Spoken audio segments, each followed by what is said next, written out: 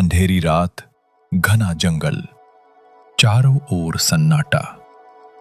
राजा विक्रमादित्य अपने कंधे पर बेताल को उठाए तेज कदमों से आगे बढ़ रहे थे। तभी बेताल की रहस्यमयी हंसी गूंजी। राजन, सुनो मेरी चौथी कथा। एक नगर में एक धनी व्यापारी रहता था। उसके 3 पुत्र थे। समय आया और व्यापारी ने अपने प्राण त्याग दिए। मृत्यु से पहले उसने अपनी सारी संपत्ति तीनों पुत्रों में बराबर बांट दी। लेकिन कुछ ही समय बाद विवाद खड़ा हो गया।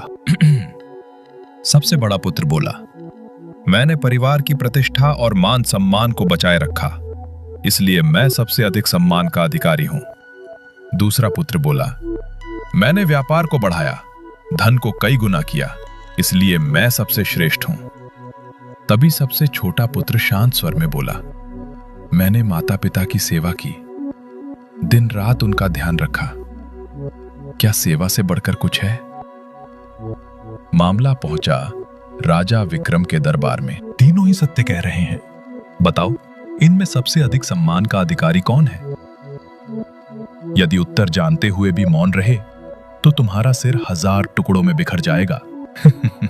राजा विक्रम कुछ क्षण विचार में डूबे, फिर गंभीर स्वर में बोले, सबसे छोटा पुत्र ही सबसे महान है। धन फिर से कमाया जा सकता है, प्रतिष्ठा फिर से बनाई जा सकती है, लेकिन माता पिता की सेवा वो कर्तव्य है जो सबसे ऊंचा है। जो संतान अपने माता पिता की सेवा करती है वही सच्चे अर्थों में महान होती है। धन से नहीं, बल से नहीं, सच्ची महानता सेवा और कर्तव्य में है। बेताल जोर से हंसा। राजन, तुम सचमुच बुद्धिमान हो। और देखते ही देखते वो फिर उड़कर उसी पेड़ पर जा लटका।